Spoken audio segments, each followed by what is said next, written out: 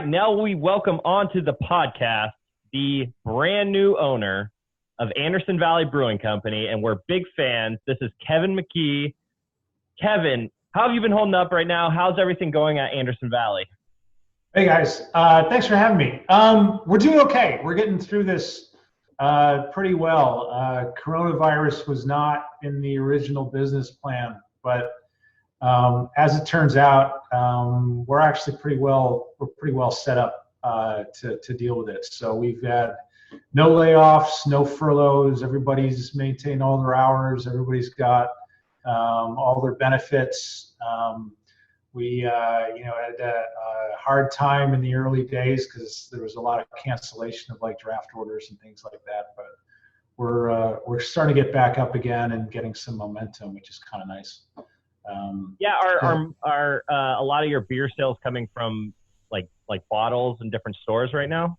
Yeah. So when you think about beer, it's like there's draft and there's package. Packages like cans and bottles and that kind of thing. And then there's like off-premise and on-premise. And so on-premise is you drink it at the place. So that's all the restaurants and the stuff that's closed right now. So we had a lot of business already in off-premise, like grocery stores, large big box stores and stuff. And we had a lot of business in packaged goods, so we weren't all draft.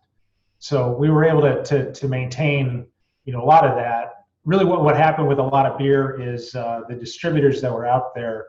There's a lot of the pantry loading where people go out and buy a ton of beer for the apocalypse and stuff. And what happened was that the distributors really kind of loaded in a lot of what they had in their warehouses. So the way it works is distributors order from us, we ship to the distributors, and then the distributors get it out to the retailers. And so they took a lot of the stuff that they had and kind of de-risked their business by unloading this, because they pay us when we ship it to them. They get paid when they get it to the distributors. So they drew down their stuff, and it took them a little while. Now they're starting to come up and order more from the brewery. So not just us. I mean, everybody really in craft is starting to get a little bit more business happening and things. But we're fortunate that we've been able to operate and stay in business, keep people employed, and that kind of thing. So we're doing okay. So it's nice. I mean, up in Boonville, man, we're out here. It's like there's the population density and fresh air and a lot of factors like that. In addition to the idea that, we do sanitation for a living. We've been able to kind of manage things pretty well. So hanging in there, but it's been a crazy ride. It's a weird obstacle for a new owner of anything to have to go through something none of us were prepared for and none of us could really plan for. But I am curious about you. And the news came out, and I guess it was late 2019, November, December-ish, that Anderson Valley was sold. And I'm a huge fan, and my first thought was, okay, which big company bought Anderson Valley? And lo and behold, it was this local guy. It was you. Which is just so rare and refreshing to see in the craft beer industry. And I did a little research, and I found out you are an attorney or were an attorney. So what's your story? You're trying not to be. So how did you go from law into craft beer? It's a weird story. I came out of law school and I worked as a gang prosecutor down in the Bay Area. And actually used to teach other prosecutors gang trial and investigation and other stuff like that. Left that, went to work in a law firm, realized that despite the fact that the law firm was full of just really nice people, I just didn't like working in a law firm. Got a job working with Jess Jackson from Kendall Jackson, and pretty much hung out with him every day, all day for about 8 years. And in the process, he sent me to Stanford Business School. And that was kind of my pivot from being lawyer guy to kind of business guy. Well, Kevin, you kind of touched on this a little before, so I'm going to kind of ask on it again. If you haven't listened to the podcast, I'm kind of the wine guy. I worked at a winery, and I went to CIA Greystone in St. Helena. Oh, yeah. I went to culinary school there, which kind of got me in the area, and then I stumbled upon a job at a tasting room in St. Helena, and I've been there for a year and a half. So it often happens like that in this industry where you kind of just stumble into it. What got you? I know you said you were an attorney in San Francisco and then worked for Jess Jackson family. Those not familiar, very reputable winery in the Sonoma County. What got you? How did you get in touch with Jess specifically? That's a great company to work for.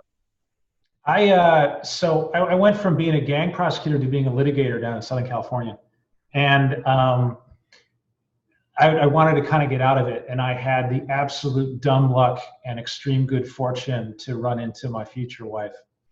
And her father had been selling wine for like 50 years or something like that and was working at Jackson. So when I was looking to do something different to get out of the law firm, that was when Jess discovered that he had 3 agents in the thoroughbred horse business that had stolen basically several millions of dollars from him in the first like 20 months of being there.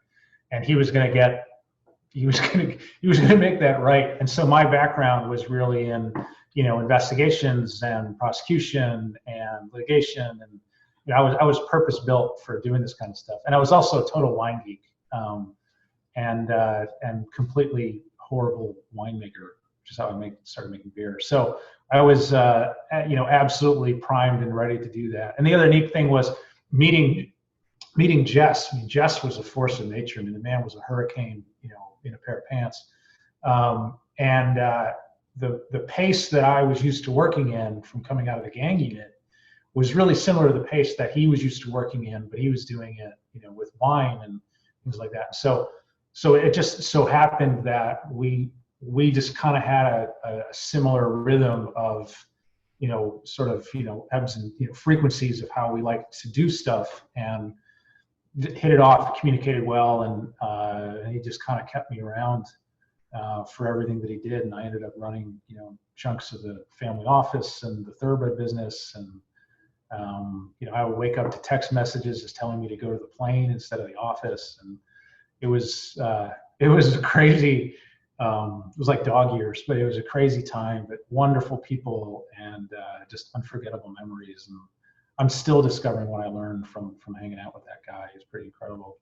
Hey, there's so much going on there. When you drive through, it's quiet and beautiful, and you can hear the birds chirping, but there's so much going on under the surface with the wine industry, and now craft beer has sort of taken a hold. I'm curious, and we do a book club every month, and we recently did Beyond the Pale, the Ken Grossman story, his autobiography. Oh yeah. Yeah, and what we found is, well, at least in his life, it took just a real science nerd to be a good craft brewer, right? He was just obsessed with the little details and the science behind it and doing it right.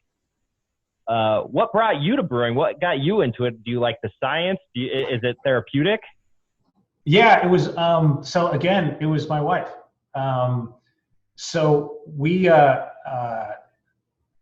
Well, I had been trying to make wine for a number of years, and despite the fact that I had cultivated a lot of good friends who were extremely successful and skilled winemakers, I just made some of the worst crap you could possibly imagine. I would just dump, carboys of stuff in the toilet like every, whatever period of time. I mean, nothing that I made was even remotely drinkable. It was like chrome polish. It was horrible. And so at one point, my wife said, I should try making beer because her brothers had made it at one point and it turned out to be pretty good, and I could probably do that. And she thought that I needed a creative outlet. So I went down to the beverage people in Santa Rosa, and I picked up some, a kit and tried to figure it out. And a lot of the things that I totally nerded out on, in wine, like, fermentation science and a lot of the chemistry and things like that was still totally applicable. So I had a bit of a leg up, but one of the things with beer that was really great was the first beer that I made turned out really good, which was the first time I had ever done anything like that. And so obviously, beginner's luck. Yeah, absolutely. It's a whole Dunning-Kruger thing. So that was great. But then the next thing is that I realized that I could brew and iterate a beer on 3-week cycles rather than having to wait to harvest and that kind. And so just as often as I wanted to do it, I could do it. And so I had an opportunity to really develop a learning curve which I never had with wine. So it was like with wine, it was like I'd be really into it for a little while, and then kind of it's like, okay, and then let it sit for 6 months. All right, fine. And then something would go wrong in those 6 months, and I'd lose focus. Beer, you could be very much on top of it. So it just kind of worked better with my brain, I guess. And I went way down the rabbit hole. I mean, she was telling me, she's like, I can't believe I encouraged you to do something. You didn't tell me I wasn't supposed to do that, because my sisters had told her. It's like, wait, you encouraged him to do this? So, and like, I'm like off and running. So next thing, it's like I'm getting, I've figured out how to use Ohm's law in order to wire a control panel to try and get a brew rig set up in my garage, figuring out how to, like I said, turn a residential garage in a residential neighborhood into a commercial brewery that's got a license to produce up to something like 160,000 gallons of beer a year or whatever. And then turn it into a business too. I mean, the actual business side of it was Jess and I were redoing the business plans for all of the different wine brands that we had. There was like 43 of them, and it was nuts because it was overly complicated, and it was trying to figure out how to get them to kind of work together. And it was it was something that nobody in the industry really did because it was super complicated, but I didn't know any better because I didn't have a background in any of this stuff, and he didn't care, and he was going to do it anyway. So we did it, and I think I'm still basically running the structure today. But as a break, I went home and I penciled out a business plan for running a super tiny, 1-barrel brew house in my garage. And I came in the next day and I told Jess that I had solved all of our inventory turn and scaling issues and iteration and all other kinds of things, and told him that he should have been making beer for these last 25 years. And so we spent about half a day talking about beer. And at the end of the day, he said, "You should really do this. This is a good idea." And should have said, "Yeah, you and me, 50-50, we're in business together, let's go." And I did. I said, "Well, let me prove the concept first, and then we can talk about it." Because he was like, "You're going to need stainless steel, and you're going to need to raise some funds." And yeah, I'm like, "No, let me prove the concept first, and then we can talk about it." But now his son is Christopher started Seismic, and they're doing great. So. Oh, really? Yeah. Oh, so wow. I talked to Christopher just last week, actually. So, but they're doing great. He's having fun with it too. So, it's really fun to turn a passion into a profession, isn't it? Yeah. Well, there's ebbs and flows. I mean, running a brewery is not like brewing. You spend 10% of your time, making beer, and 90% of your time trying to figure out, sales and marketing and paperwork, right. And other kinds distribution of and yeah. If you can, if you can embrace that stuff, that's the magic. But so you became a successful home brewer with a good business intact, and then it's time to expand, and so you start shopping around, and you mentioned earlier that you kind of shopped through 4 or 5 breweries that you were looking at. Boonville and the Anderson Valley area is near and dear to both Zach and I's heart. The winery that I work for, we grow our Gewürztraminer, which is probably my favorite varietal that we put out in Boonville. Zach really has been going there since he was a kid. Other than just it probably being the best business decision, what did you love about the Boonville area? What attracted you to that area specifically? I was really familiar with Anderson Valley from the wine side. So I knew, I didn't know Trey, I didn't know the former owners. They were fairly quiet actually in the craft beer world. But on the wine side, Anderson was this like totally underappreciated gem. I mean, the Pinot Noir that gets pulled out of Anderson Valley is just stunning. One of the last projects that we did before Jess passed was we pulled samples from every single one of the production vineyards that produced Pinot Noir throughout California within the family's holdings, and tasted them all next to each other. And I thought, and I think Jess thought too, that Anderson was basically the best stuff. So like they've got like Champ de Rêve, they've got Grizz Ridge was one of those. There was a few other labels that they put together for it, and just the fruit was great. So I had been through and just kind of seen it, and I liked, always liked the idea that it was a little bit removed, and yet people here really knew what they were doing.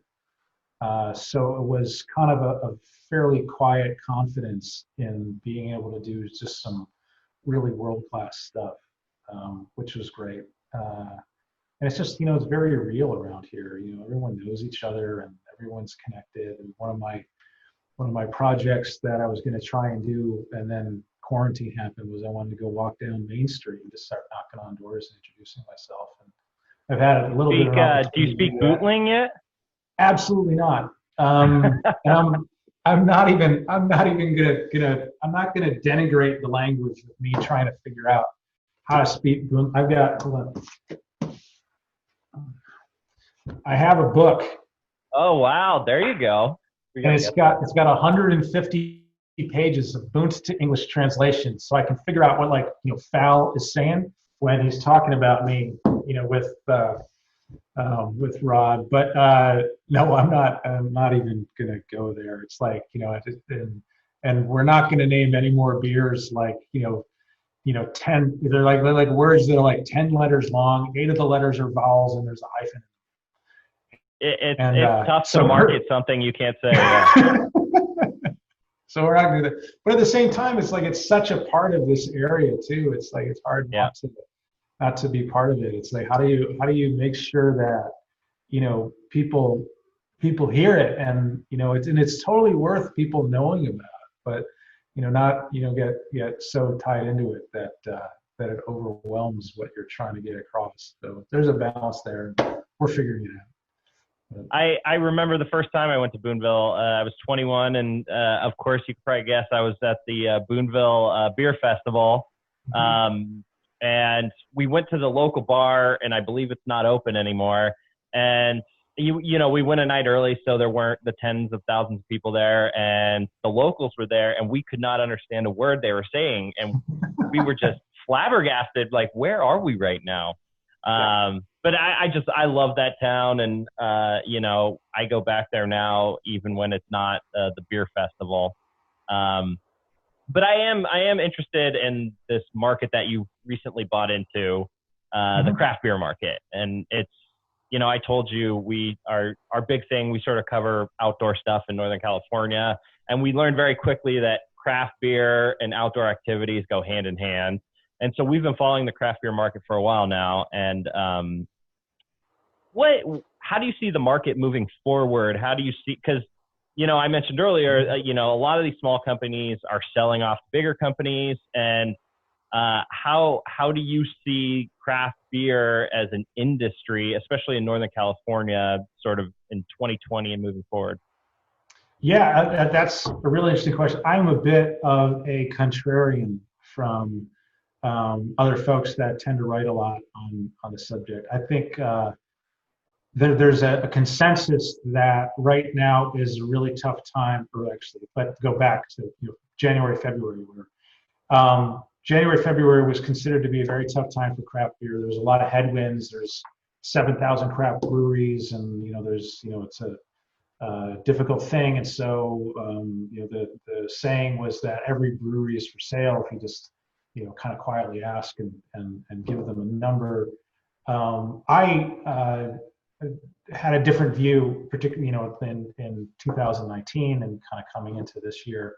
I thought it was a great time to get involved, and one of the reasons is that I think that craft was already at this inflection point. It was in there was a growth stage that was evolving. It wasn't ending, but you had an industry that was going from adolescent to early mature as a consumer product. And so you had this just enormous growth curve from, say, 2010 up through 2018, 2019.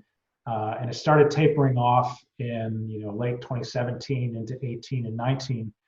And there were a lot of breweries that were ringing alarm bells saying this is the end of the craft, whatever.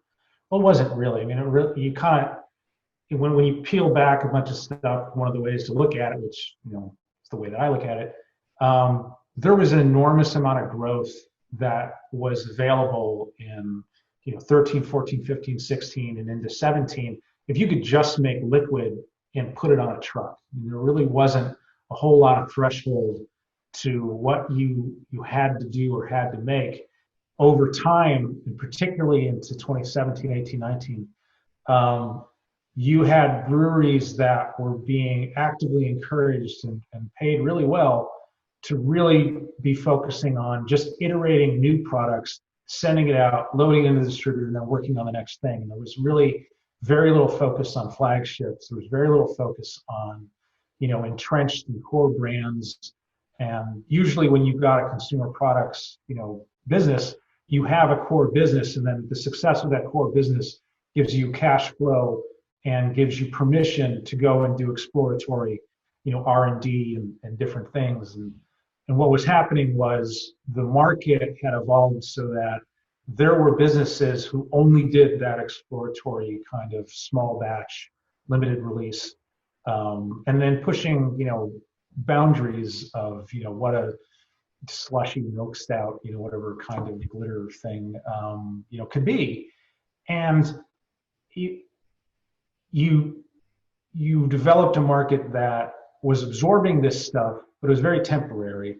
The language of craft beer, the industry itself, for some reason, refers to these particular items as brands. So if I've got, 5 or 6 different beers that I'm putting in the market, they will refer to, and sometimes as distributors, refer to each like the IPA, the pale, the slushy stout, whatever. That's a brand. And it's not a brand. The brand is a brewery. There's got to be a reason behind it. There's got to be, something real. There's got to be some gravity and some purpose.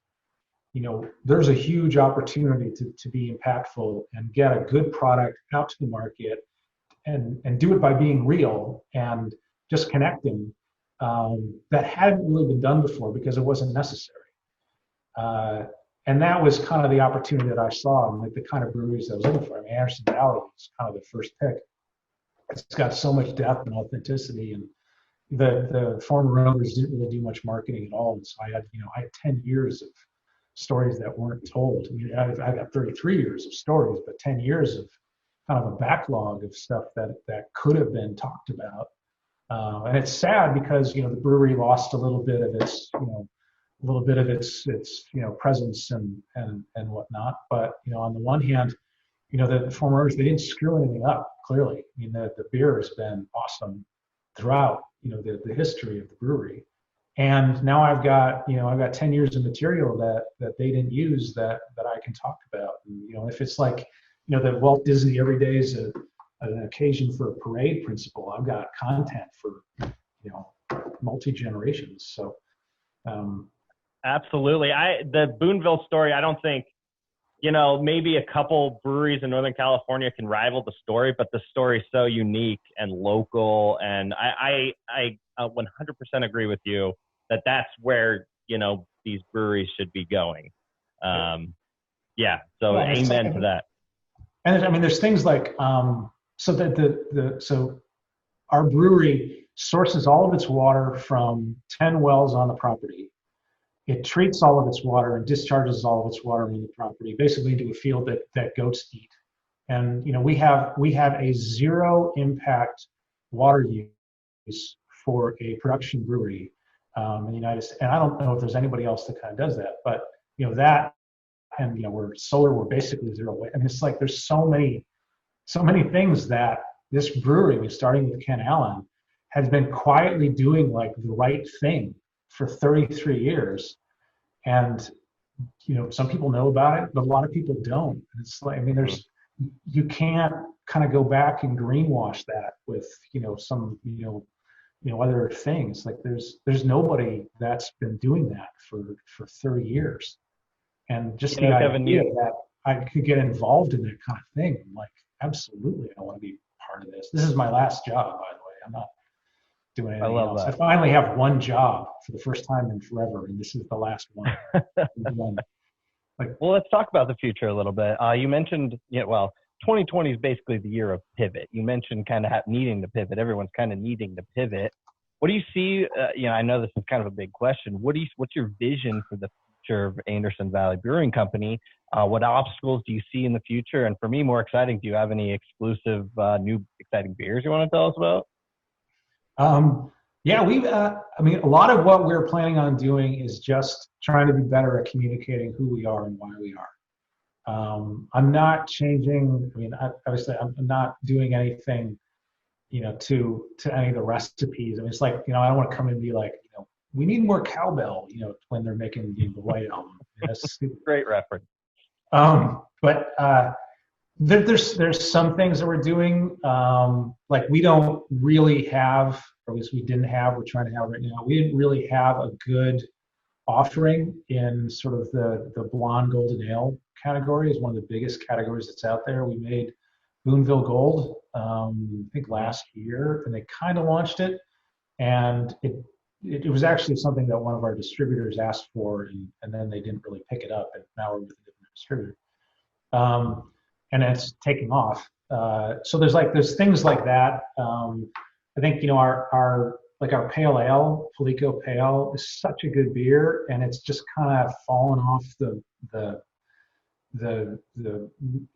consciousness of a lot of folks that would like it. So trying to figure out how to get that back in people's hands so that they can find it. Same thing with Hop Out. And so between the three of them, it's like you got, IPA, pale ale, and golden ale. I mean, those are the three biggest categories in beer. So three areas that we were underperforming in in my view, superior products to a lot of stuff that's out there. If you taste our beer and you don't like it, that's cool. It's not your jam. But I need to give people the opportunity to have that choice and have that evaluation. So that's really a lot of what we're doing. I'm looking at a board. I've got a whole architecture of brands that kind of redone up on the wall. But we've got a couple things going on. So we've got a beer that I'm super excited about, and trying to figure out how we do it right and do it in a way that kind of respects the beer and gives it an honorable chance. And Fal made a black rice ale, and so he was cooking with black rice, the forbidden rice, and got this really great flavor. And he's like, I wonder if this would be in a beer. And so he made the black rice ale, and it's great. It just won a competition for best brown ale in California. But it's like 3.8% alcohol, and it's under 100 calories. But it tastes like a brown ale. It tastes like an actual craft beer. And they just launched it in the fall, but they didn't really kind of do a launch. They didn't do any promotion. They just kind of, when they launched it, the former ownership, they just kind of like sent it to the distributor and said, here, sell this. And my view is it's our responsibility to sell stuff. It's the distributor's responsibility to kind of get it out there in the market so that it can do stuff. So we need to launch it and give it kind of an opportunity to be what it is. But between that and like our gozas, and our gozas are all 125, 126 calories. So there is a very, active lifestyle, opportunity that I want to get into. I do a lot of hiking. I do, a bunch of, don't have the time as much anymore, but a bunch of obstacle course stuff, Spartans and Go Rucks and Tough Mudder, and yeah. That was the gateway drug. That was my boot amber was Tough Mudder, and then I got into all kinds of other stuff. So, but I go out. Every morning at 5 o'clock in the morning, and put on a 75-pound backpack and go hike 2 miles. Oh wow! So it's like getting outside, and like this kind of a beer is like the perfect, kind of, it's a recovery beer, and so really like a diet beer that's not. It's like a light beer that's not light. Yeah, it's a Michelob Ultra that tastes like a craft beer. Really is what it is. What's the color on that beer? I'm really interested. I haven't tried that one. It's it looks like looks like a dark lager. It's kind of it's dark brown to black. How can I get my hands on some of that? We just brewed another batch, and this time we gluten reduced it. So we're gonna have a new batch of it there. If you get down to Boonville, I can probably get you some out of here. All of our beers, they're on our website. We just redid our website kind of as an interim thing. We're doing, we're going through a process doing a package sort of redesign and a rebranding. But in the interim, we upgraded the technology on our website just to make sure that it was working correctly. There's a Find Our Beer link, and you can plug in your address, and you can even select different products, and it will vector you into the closest thing. But if you can't find it, let me know, and I'll figure something out for you. Excellent. It's like that kind of stuff. I mean, going, the active lifestyle side of things is, Huge. I think it's key. I mean, and particularly, it's like, Hendy Woods is just down the street, and we do the Fish Rock race here, and like 2 years ago, Lance Armstrong came in second in the Fish Rock, kind of gravel road hybrid. Right? And like, how do people not know about this? I mean, Lance Armstrong came in second on a bicycle race that we host at the brewery, and nobody was talking about it. And it was just I didn't hear about that. Yeah, it was the promoters are Bike Monkey, great guys. They also do the Grand Fondo and stuff. And I'm like, why? How did the brewery not totally get behind? So we had some plans. We had to cancel it this year, but we had some plans to make sure that the gate at the brewery was the start-finish line, and try and bring as much stuff onto the property, and try and just support the race as much as we can at the brewery and whatever we could do, and had all kinds of fun stuff planned, and then we had to cancel it. But yeah, it's you guys have such a great location in that Anderson Valley region, but there is sort of, up in like the Humboldt County, they call it the Redwood Curtain. I would say there is some barrier to get it like deep into Mendocino like that. And that's probably why not as many people come out there and stumble upon your brewery. I mentioned earlier, my introduction was the beer festival. Mm-hmm. And actually, we do a college reunion there every year. So we call each other the Boonies. We're the Boonies. And it's just become a great place that, everyone kind of lives all over the place. And so we can all meet there every year. And so there was a hole missing in my life this year. But I just wanted to finish with making sure that it's going to happen next year. Obviously, if everything gets better. Do we have the beer festival coming in next year? Oh yeah, no, absolutely. One of the tough things about the beer festival is that the brewery actually doesn't really make any money off the beer festival. We'll sell beer out of the tap room, and it's a big time for the tap room, but we sell a lot of beer. All of the money from the beer festival goes to the foundation, and then the foundation distributes it among local charities. And so the big issue this year with that is that I have a hole that I want to fill in terms of the philanthropy that the brewery has traditionally been able to contribute to the community that we're not able to do this year. So I'm trying to figure out other ways to do it. We have a promotion right now. So a portion of the proceeds from all of our IPA, the Palico Pale, and the Boonville Gold, we're donating to the Community Foundation of Mendocino's COVID-19 fund. And we're trying to contribute what we can, that way, and then trying to figure out just what we can do, over the course of the year to try and replace some of it. We've got a circus scheduled to come in October. That's the other thing I'm planning on. I've got 30 acres in the brewery. I've got to be able to do something fun here. So we're doing anything that seems like a good idea. I'm greenlighting, even if it's not. It's like, yeah, it's a horrible idea. We can probably fit you in an hour. Yeah. But trying to do as much as we can that way in order to try and take, like we would, it's the, God, I forgot the name of the circus, Flint Creek Circus. So, I mean, they're paying for, the space by, doing something, and we're taking all that money and all that's going to the foundation, and that's going to go into philanthropy, and just trying to find creative ways to try and backfill some of the funds that we would have been able to donate. And that's kind of that's a total bummer. We want to be, good neighbors. And like I said, this is my last job. I mean, the whole purpose of buying these, we don't have any investors. My dad owns 100% of the company. My job is to make my dad proud. That's it, And, 25 years from now, hand the company off to my daughter or someone else in my family. And the idea is we want to run this as a multi-generational thing and be part of, what's going on here and really kind of be meaningful and just, honorable, straight up folks in what we're doing. And that's a big part of it is, being able to have that, beer fest. It's a lot of work, but it's totally worth it. And, we're absolutely going to be doing the beer festival for as long as, Great. they let us. And that's an important thing, first, just because it lives in the memories of so many people, and that's important in itself. But the other thing is that it really does help the community, and we're able to do some meaningful stuff with it. So it's absolutely going to happen.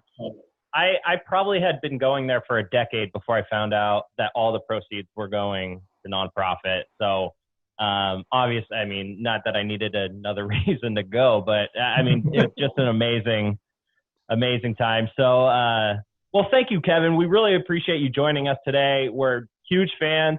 I do appreciate you keeping these breweries local, because it's not an easy thing to do, but I think you have a really good vision, and I support it. So how can people go and support you and purchase your beer moving forward, especially right now?